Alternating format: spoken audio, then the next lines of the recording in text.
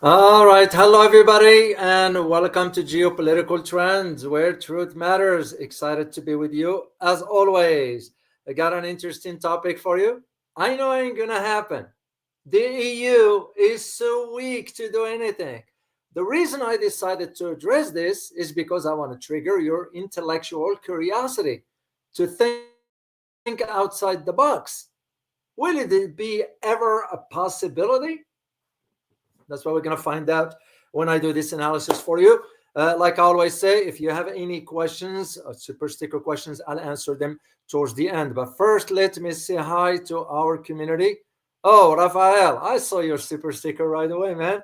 Thank you so much, Rafael. You've been an avid supporter, man. I want you to know that. So thank you so much. You put, I came to that conclusion 2 years ago. You are correct. You are correct. So good to see you as always. And thank you for your support. Let me say hi quickly to some Copic Cosmetics. Good to see you. Willie Holman as always. Coach Ahoy. Ryan, good to see you. Hamed Sithi as always. William N. Good to see you. Alice Talukin, good to see you. Zawiyan, good to see you. Sangtan, good to see you. Who else? Juan KC, as always. Timeline, Dunkley from New York City, as always. Ramples, Juan. Francis Tango, good to see you. And Famida, Natalia, good to see you. John Smith from New Zealand, good to see you. Part-time tanker, here you are. Good to see you, man. Steve Avila, good to see you. All right, guys, let's get into. Before I'll do this, guys, I need to let you know some housekeeping stuff. Remember to join me tonight. Yes, it's going to be on this channel, not the other one, on this one. Elizabeth got sick, so she's under the weather. So I kind of decided to do it right here. But I'm going to be having Einar Tangen and Warwick Powell. Two heavy hitters, man. You cannot miss this conversation with these two gentlemen. I call them experts because you give credit where credit is due. So I look forward to that conversation tonight at 7 p.m. my time, which will be about 11 a.m. I think 10 a.m. Sydney time in Australia, and 9:30 a.m. in Beijing. So I look forward to that. Also on Saturday, which is the 16th, Saturday, that's tomorrow, that is. Remember to join me at 0800 hours, my time here. It will be 10 o'clock in Philippines with Anna Malindog. So very, very interesting guest. And I know Anna, I've been reading her stuff. Very, very insightful. So remember to join me for that, guys. All right. And also, one of the things I'll let you know, be on the lookout for a video I'm going to be releasing, an analysis I did about Americans and foreign policy. You might want to really, really check this out. I'm going to release it on Sunday for you, that is. So, all right, let's start our conversation here with the EU. Europe, when I see Europe, I'm referring to the EU here, but there's a lot to cover into this one because I'm going to break it down in understanding the big picture. I know, because let me start with the questions first. Then we'll go from there, and you will understand the reason why I word certain things certain ways right here. So here's the first question: will the EU join BRICS? I know, most likely the answer is no. But that's not the reason why we're asking the questions. We're asking the questions, as I said, to trigger your intellectual curiosity to think outside the box as to what Europe might end up doing to get back at Trump, because this is what's going to be happening for the next 4 years. So, second question: is it a possibility? You never know in the world of geopolitics. Who ever thought? So, third question: is this a signal to the end of the transatlantic relations? Because if you know, and I'm going to detail for you guys what President-elect Trump is intended to do regarding tariffs for Europe. Leave China aside for now. For Europe itself. That's what I'm saying. Is this a signal to the end of the transatlantic relations? The other question is, can Europe stand on its feet? So, and the last question is, are we looking at a trade war between the US and the EU on the horizon? So those are legitimate questions, As a geopolitical analyst, I have to think on the big picture. Of course, those are mainly will be dealing with the trade and economy, but there is the geopolitical angle. And this is why I'm thinking in terms of what if. Because when I provide you my analysis, you'll see my point. You can agree with it. You can disregard it. You are entitled to your opinion, as always, and shall be respected. So, because that's what we do in this community here, by the way, guys. So, all right, let's, and I have some pictures for you guys, and then we'll just go from there. So let me start first with the meeting that took place between, let me show you the picture right here. Right here. This is Mario Draghi and Emmanuel Macron on the left, Mario Draghi on the right. So they just met together. They met in none other than a place by the name of Le Collège de France, which means University of France. This Collège de France is a very, very old institution. It was established back in 1530. That's how back far it goes. And who was established by? Does anybody know? In this time of history in France, would you guess? Can you guess? Let me just see some guess from you. Remember, the institution was founded in 1530. All you need to think about who was in charge in the 1500s in France. So let me see in your answer, if you happen to know. If not, no worries. So, but it's an old institution. So the King of France, that is correct, Zhao. Do you know which one? I'm going to share a picture with you. Right here, guys. So, no. Zhao Yan was right. The King of France. Napoleon, no. It was before him. This is King Francis I, or in French, they call them François. So this is the one who established that institution. So King Francis I, because the King Francis, this guy here, he, I think, ruled France from 1515 till about, if I'm not mistaken, my collection, 1545, 1547, somewhere around that time. So, and that's when this university was established, Le Collège de France. It's well known in Paris. If you go to Paris, you will. But in any event, Mario Draghi met with Emmanuel Macron there. And why is this? Because now they are calling up on Brussels to wake up. Well, wait a minute. What are you calling up on Europe to wake up when they didn't wake up 2 years ago when we initiated the conflict in Ukraine? You know, the double standards that exist within Europeans themselves. They like just reacting. So, and this is what I'm going to be detailing here as far as understanding how much Europeans also play with wording. Yeah, they are playing because they don't have the gut to stand and say no to the Americans. So, and this is what Mario Draghi and Emmanuel Macron, when they delivered this sharp wake-up call to Brussels, meaning Europe, because when they say Brussels, they are referring to the European Parliament, because that's where every institutions for the European Union is headed, including NATO, for example. NATO's headquarters is in Brussels.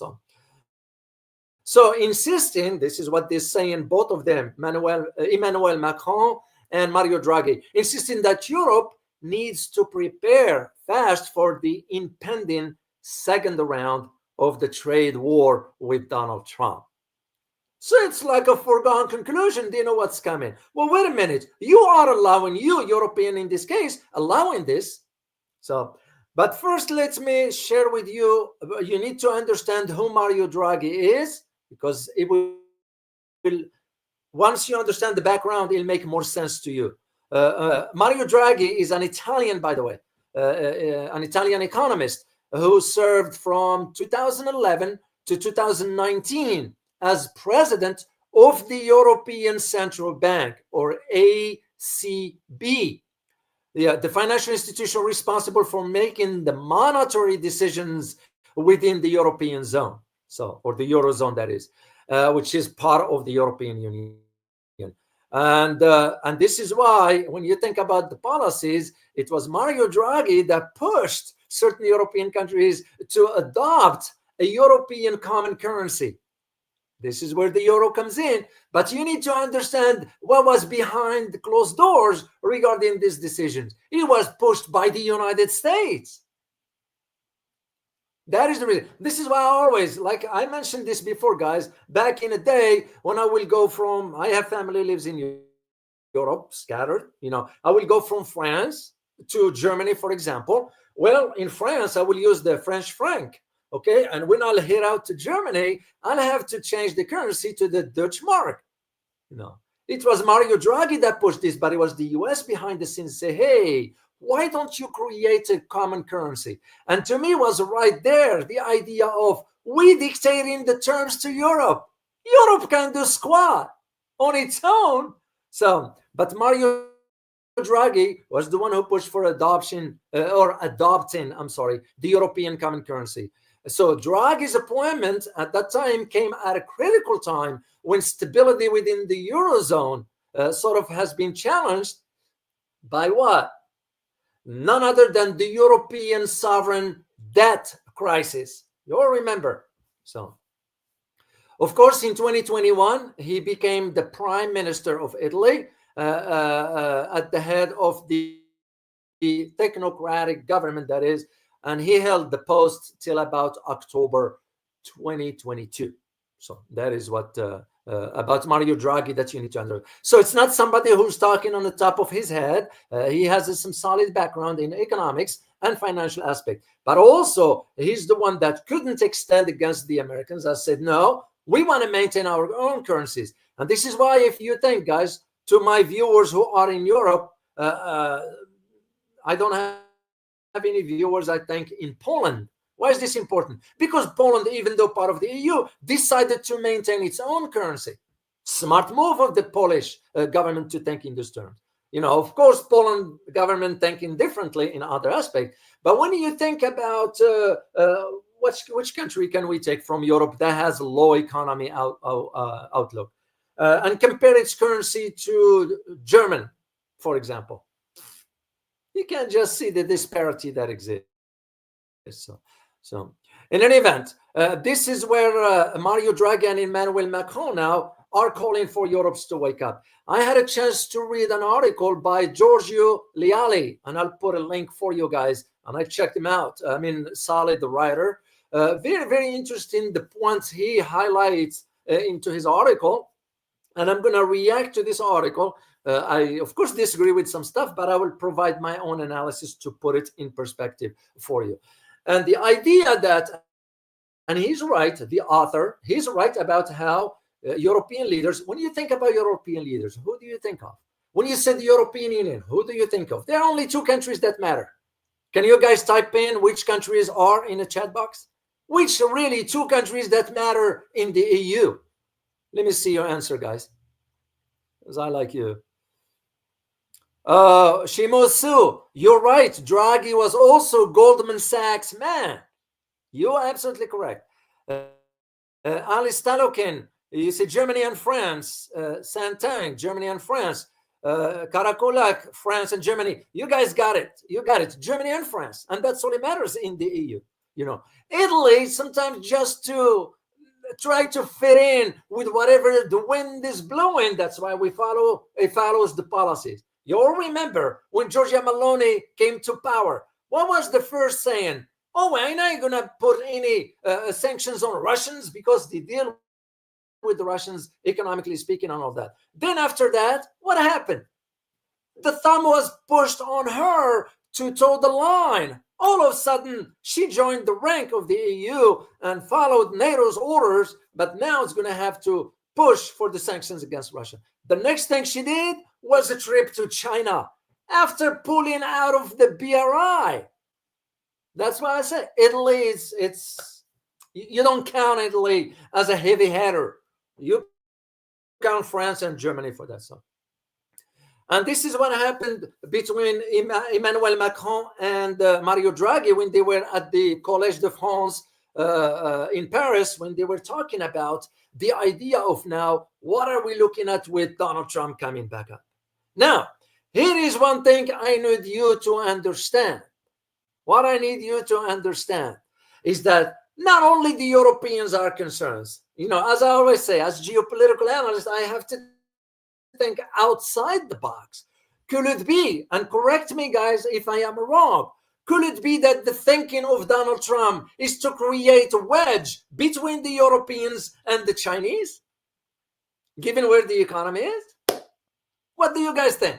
Because you have to consider that possibility. What if all this hypes about Trump putting tariffs on the Europeans is to create the wedge between Europe and China? Of course, Trump said already is going to put about 60% tariffs on the Chinese, and he's going to put about slap the duties of 10% to 20% on the European imports. So let me see your answer here in chat box. Divide and conquer. Zhao Yun, you're right. Karakulak, 100%.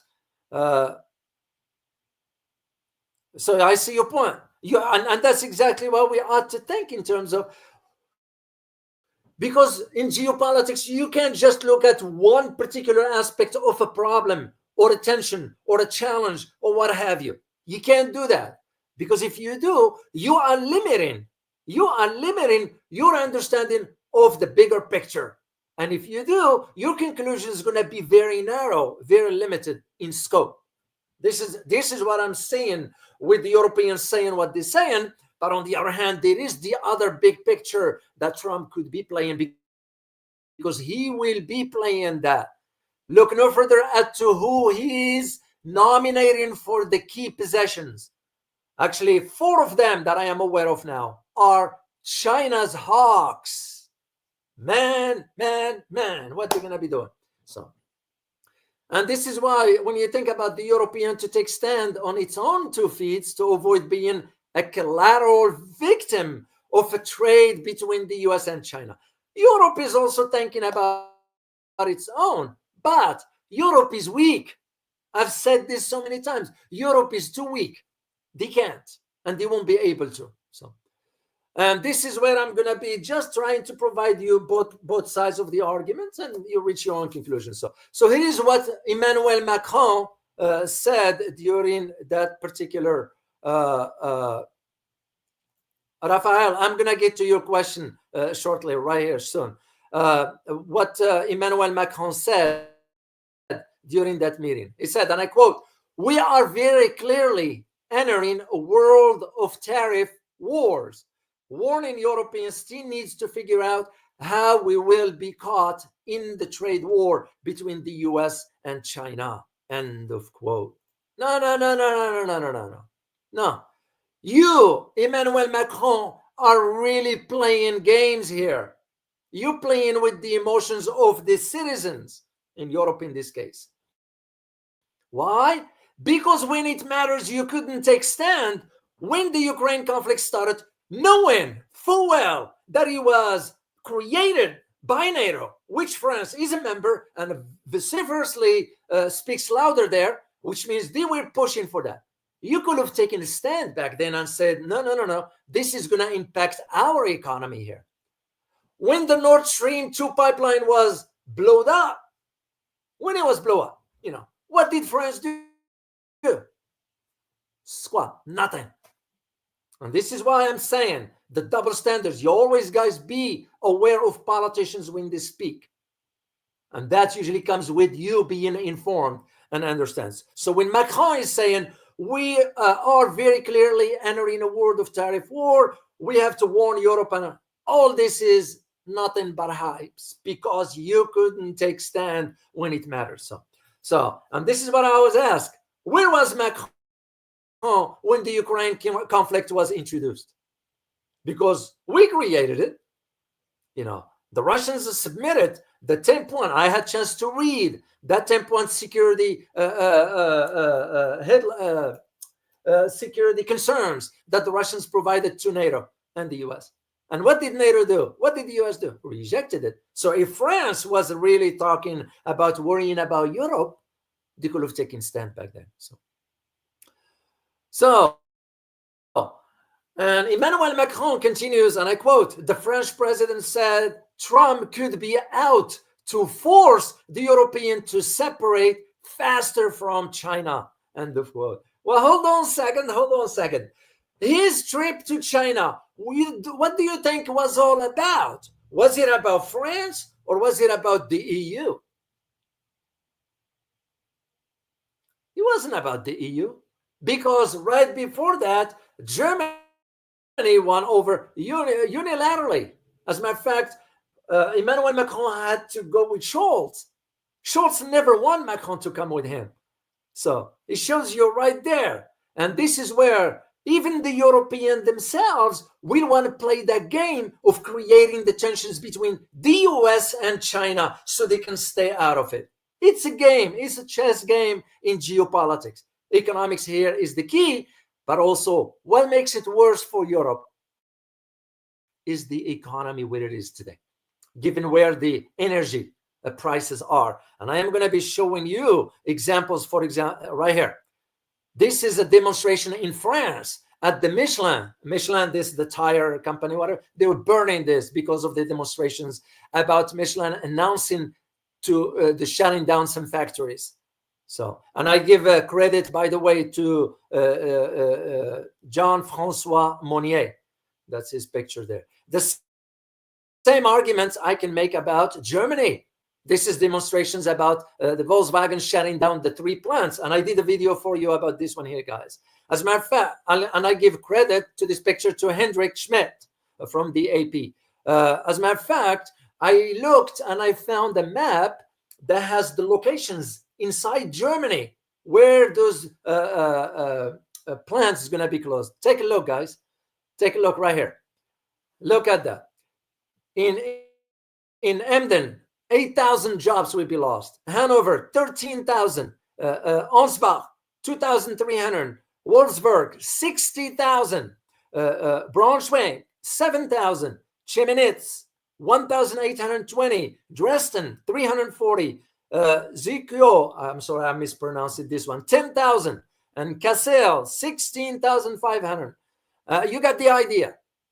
So where was European before? All of a sudden now what? Because Trump came in and all of a sudden it became an issue. Why wasn't it an issue 2 years ago? Like I said, and this is where I am convinced that Europeans cannot stand on their feet. So when I put in the title, will the EU join BRICS? You and I know they can't. But still, nonetheless, we still have to put that possibility out if they want Europeans, that is, to rebel against Trump. But I doubt it, because BRICS should be very careful about allowing EU members in BRICS. You all know you can't be trusting. That's the same argument I've made about Saudi Arabia. Yes, it was great to have Saudi Arabia in BRICS when it was announced because of the oil and so forth. But look what they end up doing to the last minute. What makes you think that the Europeans will not do the same? What makes you that the Europeans will not flip on BRICS? Let alone that BRICS economy is overtaking the G7 and soon be taken over or overtaking, or rather, the European Union itself. Because the economy in the EU zone is crumbling. It's very crumbling. And like I mentioned to you guys, when you see demand, we don't hear much about this. I have family in Europe. I call and I talk, and I also know where to look for information. And this is exactly what it's not reported in detail as to what's going on.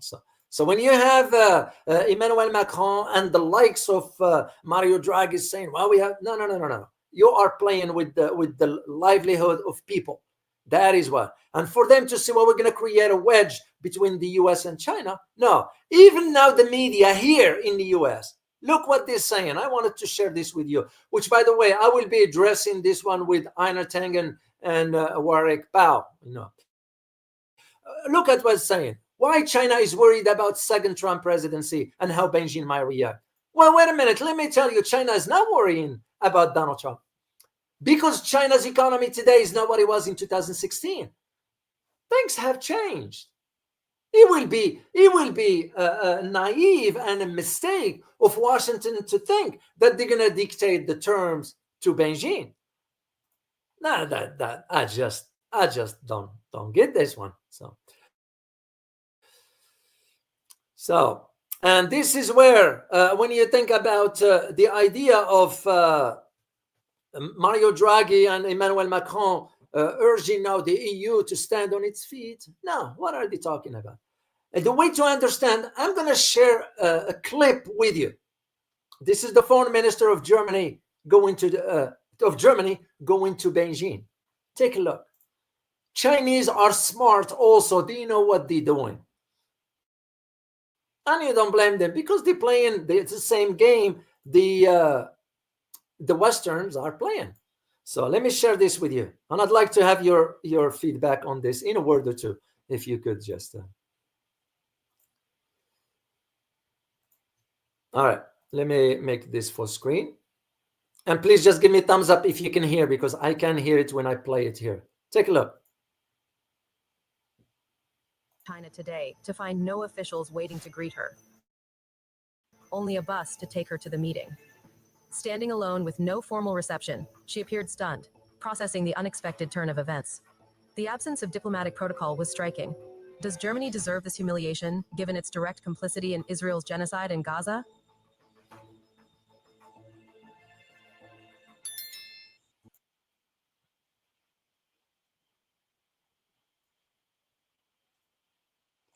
Okay, what do you guys make out of that? You know, Chinese are smart in a subtle message. And as a matter of fact, this is not the first time China did this one. I remember one that they did it to none other than Barack Obama, you know, and I wrote an article about it. You know what the Chinese end up doing? They end up having to force indirectly former president. Why I call him president now? You know, a guy that was very horrible, by the way. So for what he did, forcing him to get out of the plane in the back of the plane, from the belly of the plane. That's, to me, a real sense of humiliation. That's how they humiliate them. So to me, this is no different. Yeah, it is an embarrassment. George O, it is an embarrassment. Chinese doing it in a subtle way. Because where was Germany? You know, when it matters. All of a sudden, they want to put tariffs on the Chinese. You all see where this is going. I think that's where one of the challenges that you guys need to just to understand the moving parts into something like this before we reach a conclusion and so forth. So now let me also continue on this one, and I'm not going to focus more on the economic side because I'm not an economist, but I can just see how this is going to spill into the geopolitical realm, given now that, remember, Germany had to send some of its naval assets also for some training in the South China Sea. What the heck is Germany doing in South China Sea? What for? So the Chinese didn't forget.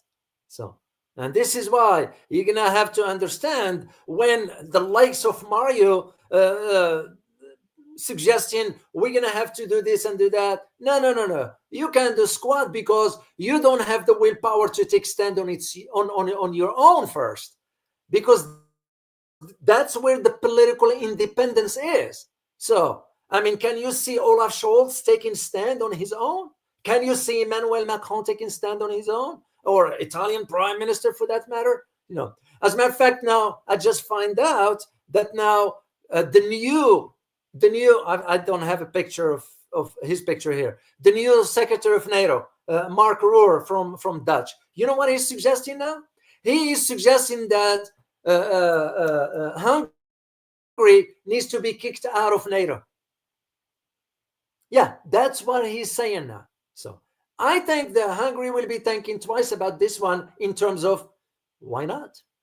Because they're getting a good deal with the Russian energy, for that matter. And the Chinese are building major infrastructure and businesses in Hungary. This is why the EU is pressing Hungary very hard, to the point that they, meaning the EU, as a matter of fact, Ursula, the liar, stated that she will even crash the economy of Hungary. Why? Because Hungary is cutting a deal with China. Same thing with Serbia.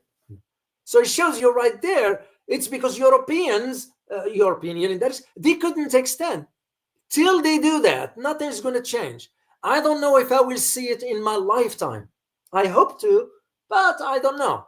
I have my doubts. Since I was a kid, way back, when I go to France, visit the family and so forth, then you hear the conversation. Even at that time, Valéry Giscard d'Estaing, François Mitterrand, all of them used to talk about, well, we need to build the European force and so forth.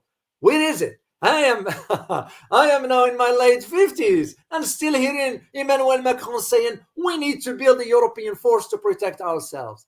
Well, do it. As we say, talk is cheap. And this is why Marcus Aurelius, the former Roman emperor, was right when he said, and I quote, "Watch what a man does, not what he says." So. Oh, Rafael, I am so sorry. I get distracted here. Rafael, we are going. Thank you so much for your super sticker, by the way. And you wrote, are we going to ignore that until now? Xi and Putin never called Trump to congratulate him. The countries acknowledge his victory. They never call. Yeah, well, maybe because they're waiting until he's inaugurated officially. Or maybe also, why should they do it when the U.S. is harboring ill intentions towards both countries? Now, in type like this one here, sometimes those diplomatic they matters. I am not arguing otherwise. They matter. But at the same time, the Chinese not going to rush into whatever. The conversation, the congratulations might come the day he is inaugurated into the White House officially on January 20th. So, as to Russians, for now, there is no communication.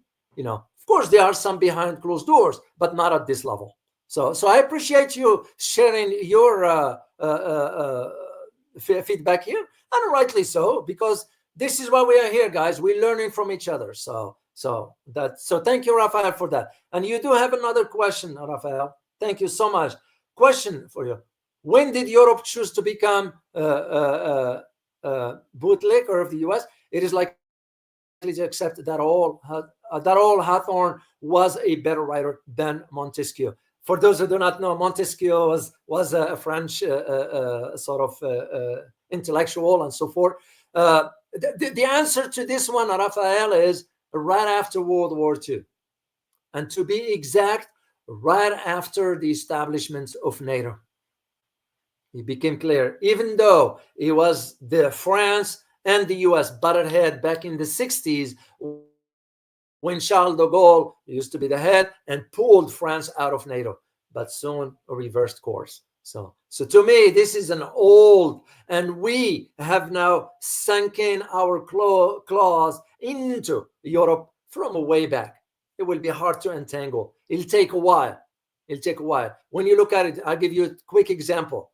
The presence of US troops on European soil. Just look at the countries there. I give you two quick countries, Germany and Italy. So, and I'm familiar with the Aviano air base, and I'm very familiar with the presence of US troops in Dresden. So you get the idea. And when you have large presence of troops over 30,000, that to me suggests you are only sovereign on paper. It's the same argument I've always made about South Korea. So I see your point. And when they did, that was way back. Europe, the two things Europe needs to do if he wants to do to get out of the shackles of the US, which won't be easy for them anyway. First of all, they have to stand politically on their feet, on their own. In other words, making their own decisions independently from Washington. I am even came to the conclusion that some of the decisions for Europe are made in Washington, not in Brussels. Second is this idea of the European currency. Let countries choose their own currency, use their own, and decide for themselves. That's to me where I still and build, by the way, third one, which is very crucial, build their own military force. European force, that is, and countries will contribute for that, because Europe now understand that we are the one footing the bill. This is why I'm saying For Trump, if he is to go forward with, pressing on NATO members, why don't you just take the US out of NATO altogether? Disband NATO, because it's a relic of the past. And that's exactly what I argued in this upcoming video that I'm going to be releasing video for you regarding this part of foreign policy. That's, what we say versus what we do, two separate things. Now, just to tie this one to the idea of when you think about the others who are saying what the US is being now protectionist and so forth. Of course, the administration or president-elect is saying all this has to do with creating jobs in America, whatever. You and I know it's a lie. There will be no creations of jobs. The infrastructure is not there. The brain power is not there. The labor cost is so expensive. So what jobs are we talking about? When you look at about how much we import from China, and yet we're thinking about sanctioning China, well, all China needs to do is shut down. That's all they need to do, is shut down the trade with the US. Of course, Chinese are smart enough, they're not going to do it because it won't make sense. But that's usually what it is. You have to think about it this way. And I'm going to share something with you here. I'll put the link for you from Global Research. I had a chance to read an article by Bhavani Shankar Nayak. Very, very interesting article. And he provided some stats, and I checked them. Of course, they are reliable. And here is the thing. Let me just read this to you. I quote, U.S.-China Business Council report on U.S. exports to China in 2023 reveals that $151.3 billion worth of American goods were exported to China, supporting over 1 million U.S. jobs, according to the American Bureau of Economic Analysis, an official U.S. government agency.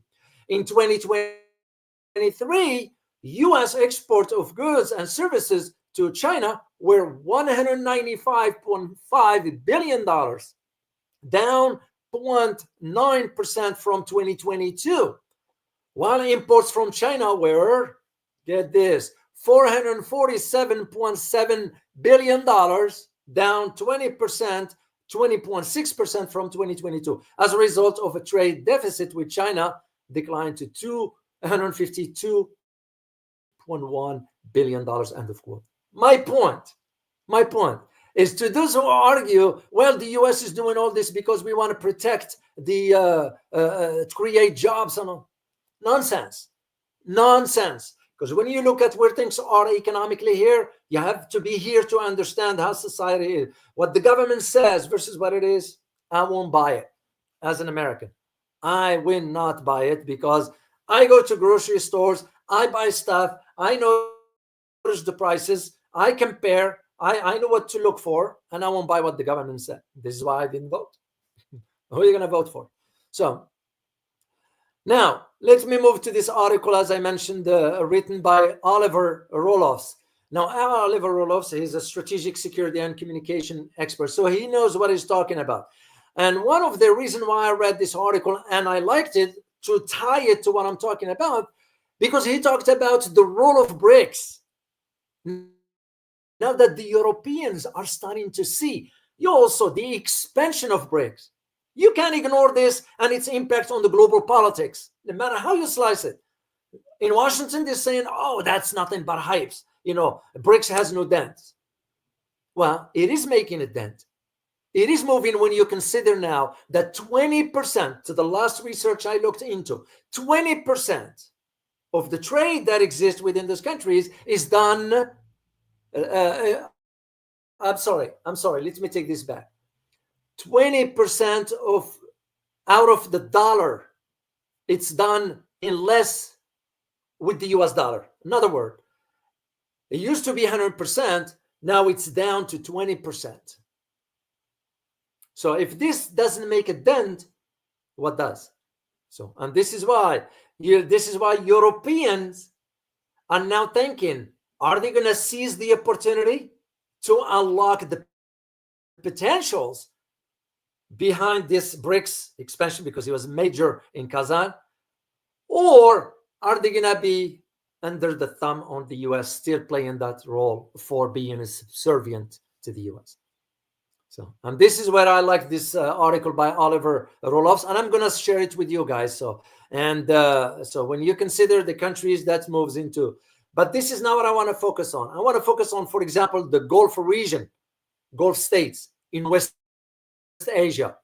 And I know some of you made a comment about me using the term Middle East. Yes, sometimes I use that for the Western audience. They don't know West Asia. You say to them, can you point West Asia on a map? They're not going to know. That is the reason why I know what the term Middle East came from. You and I know. It's the colonialism. I understand that. I use the term interchangeably. And that is my reason for that. So please don't think that I am not aware of it. I use it for a reason. And because Western audience will not identify with the regional geographical location, if I mentioned just West Asia, they're not going to get it. You know, some of us are poor when it comes down to two, history and geography. No offense to my fellow American citizens here, or the Western people for that matter. So here's the thing about the Gulf region. And when I say I have a map here, I saved it. Let me show you. Okay.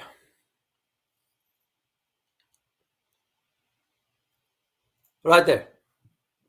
So when you look at the Gulf regions, those tiny ones, right? I know I'm pointing at it, but you can see my cursor where it is. The very, very tiny ones, the rich oil, the oil-rich entities there. But the point is that the Gulf region's global influence, especially in the energy, yeah, it cannot be underestimated. So Europeans understand that. Why?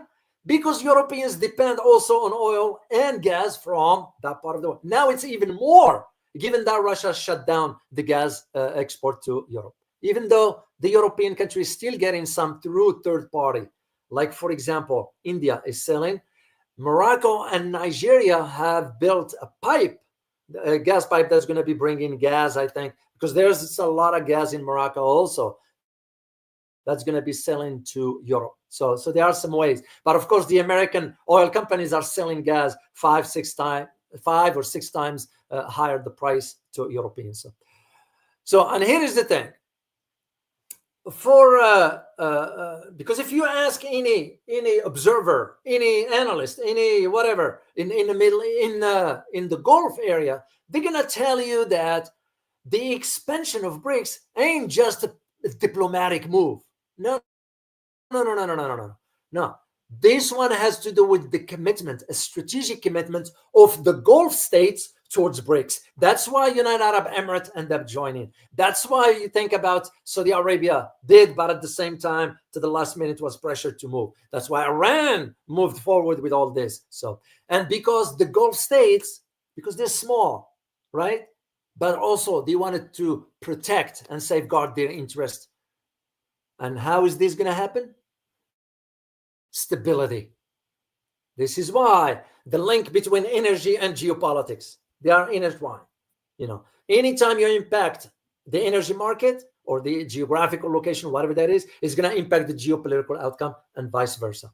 Anytime the tensions politically, oil prices goes up. So it's like what we are witnessing right now in West Asia or Middle East, that is, especially when it comes down to Iran. And by the way, speaking of Iran, did you guys know that there were some talks behind closed doors between Elon Musk and some representatives from Iran? Thanks, and not what this seemed to be. So that's why I say, don't fall for what the media is saying. Don't fall. And even for some YouTuber, with my respect, you know, I respect everybody on YouTube who does whatever. But please, please, please, let's refrain from being sensationalism and so forth. Let's stick to the facts. They matter.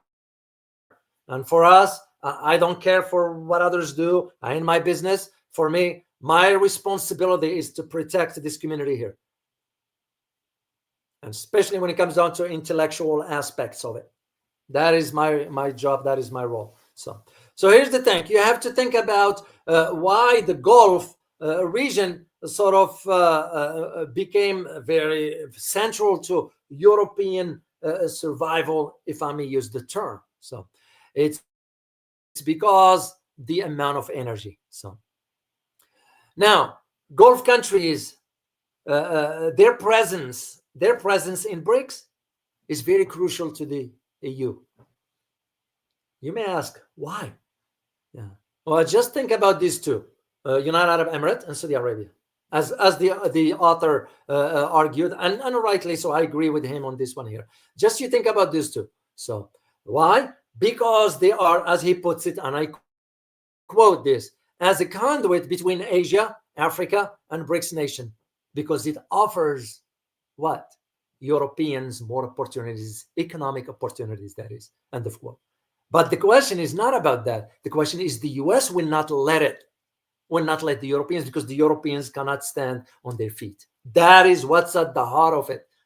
It's not this signing this deal here and that, and all this is good. It's when it matters whether Europeans can say to the US, no, we are doing A, B, C, and D, whether you like it or not. Because to me, that's what sovereignty is all about.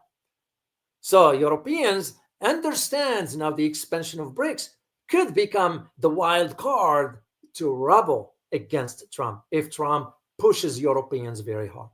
Even though you and I know it's not going to happen as far as Europe becoming part of BRICS. It will be a mistake of BRICS if they allow that, because you can't trust them. I mean, here we are already witnessing with Saudi Arabia what just happened. And now, even with the Saudis asking the Iranians for joint naval drills, I won't buy it. And a lot of you, I read the comments, by the way, so a majority of you guys were spot on. You sensed something ain't right. Now,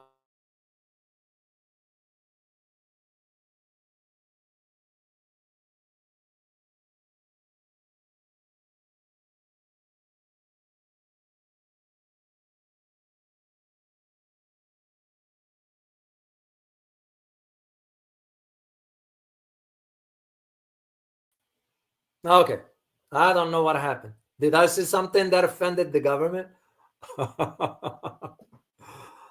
Anyway, so, but I do think they calling for weather later on.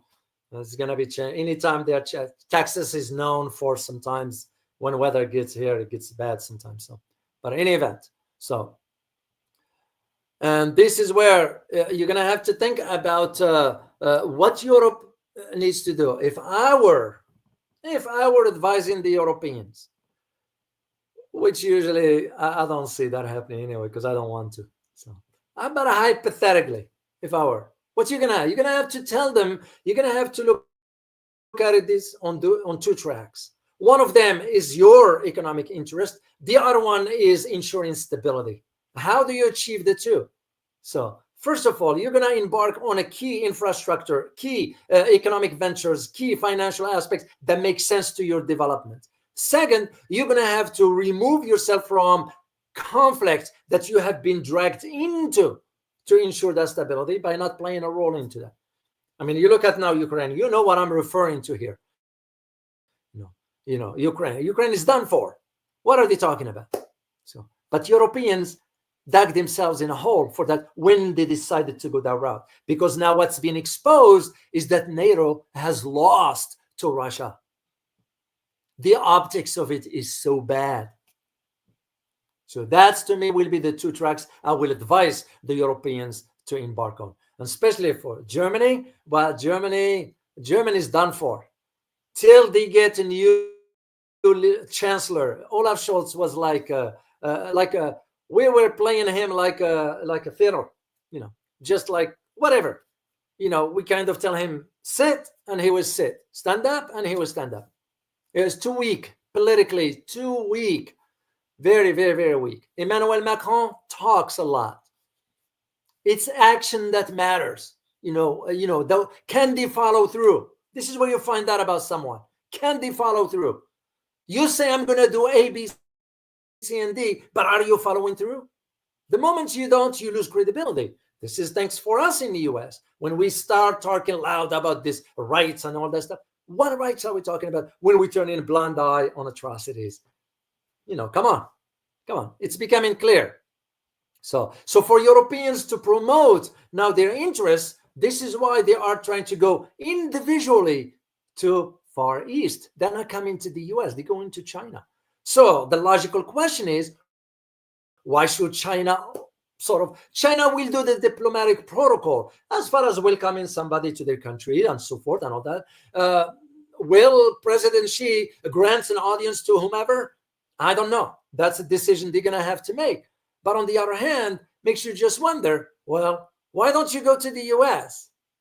Ask for help from the US. Because they know America's going to tell them, go deal with it. No, we're not going to help you with what? We can help you by selling you more weapons, and this is where Europe now is caught into this. You're going to have to navigate very, very, very this delicate path. Very, very delicate. So they know where things are. They know where the future is. They know where the economic prosperity is. They know where tensions are. They know where the wars are. They know what lies ahead. Choice is clear. And this is where you're going to have to think, if Europeans, like I always say, if Europeans, big if, I have my doubt, guys, but big if they play their strategic cards the right way, you could see some sort of a geopolitical stability, because that will be very crucial for them. And given the expansion of the Gulf states into BRICS, and BRICS is expanding with many countries wanted to join. I don't know if you guys had a chance to look at the events in Peru for the inauguration of the port. Major event. Very, very, very major. And this is where I see for the Europeans, they're going to have now to figure out which direction they're going to need to. The choice is clear. But again, in my opinion, Europeans are too weak. They will not have the political will to take stand firmly. And now that Trump is coming, it's even worse for them. But at the same time, they're going to have to push back against Trump. That's exactly what I believe China is going to be doing. China's being quiet about it. But I believe China has already had a strategy in place to deal with Trump's second term. Because most of the articles that I read coming out of Washington, whatever, majority, not most, majority, it stated that what China should be worried about. Why? What makes us think already this preconceived notion that Beijing is worrying about? What will they worry about? Because what the US can do? Impose tariffs on Chinese? Impose the sanctions on Chinese? China will hit back hard. And if they do, it's going to be a problem here when you start seeing prices going up to the roof. And you know what comes after that. When people get a little angry about prices, assuming they have an understanding, Americans, my fellow citizens here, are like living in a la la land. They don't seem to grasp what's going on. Either they are being, I don't know. I really don't get it. I don't get it. Why they don't get it? Why they don't understand what was going on?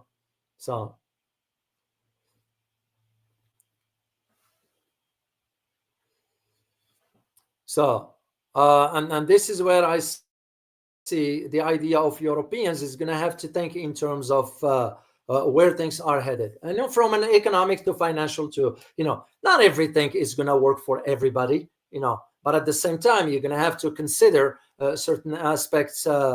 Ramples, I see your comments here.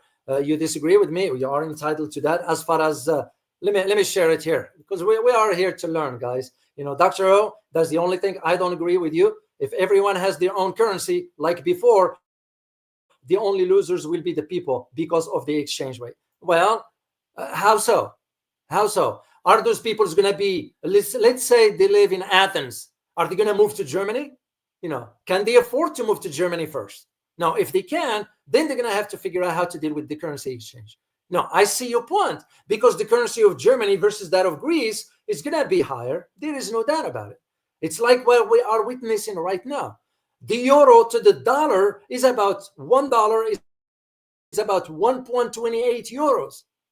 Did we ever think of that? This is why when I go to Poland, for example, you know who the visitors that I see the most are British. Why? Because the pound of the British is higher. It's about £1.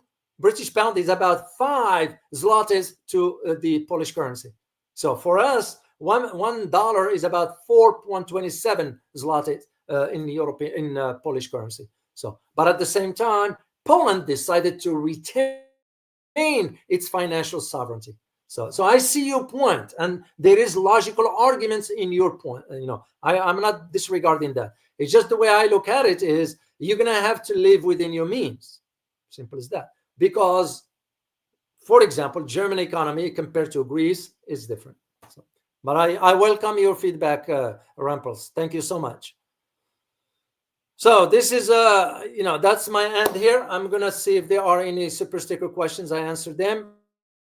Otherwise, the only way I see this moving forward is that for the Europeans to really, really work on strengthening, their political, their geopolitical, their economic position, and of course reduce, if they could, their dependence on the US. Easier said than done, but I don't know. We'll see how, even though I have no faith whatsoever in the upcoming administration regarding foreign policy, that's where my focus is on, given that I'm seeing the names that's been announced for the key positions, it's not going to bode well. So it's not, so that's to me where I see the problem. So.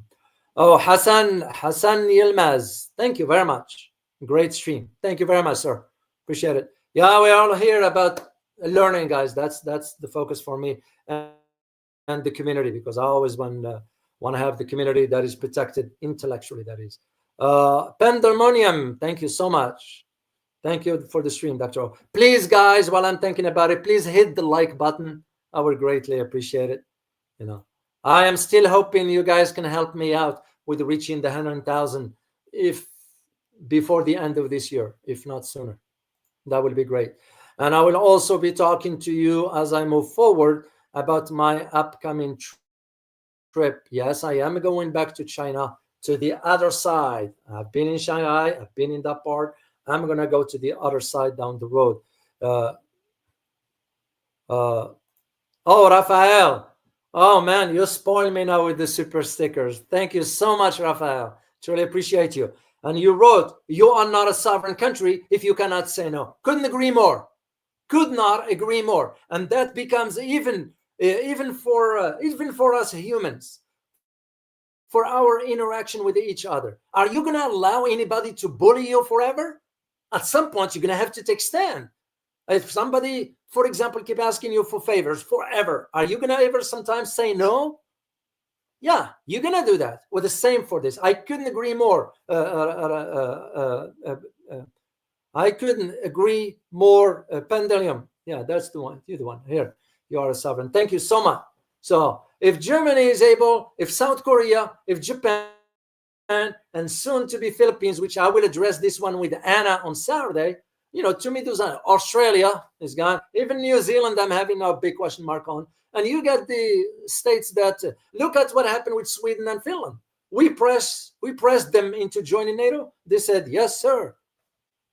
So weak states, and you're right. Till they do that, till they become sovereign, nothing is going to change. So, Joy Choi, thank you so much for your super sticker. Truly appreciate you, and thank you for being here. So, all right, guys, I am going to sign off here. I'm gonna go work on this last thing for Sunday, for the recorded analysis I'm gonna release for you, and prepare my questions for my panel this evening at 1900 hours. Einar Tangen and Warwick Pao.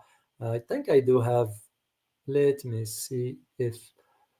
No, I don't. I thought I had a picture of Warwick and Einar. No, I don't. So anyway, guys, thank you guys for being here. Truly appreciate your kind support. Please share this video with others. And remember, once again, to hit the like button. As always, remember, geopolitics impacts your daily life in more ways than one. Till next time, guys. Bye-bye.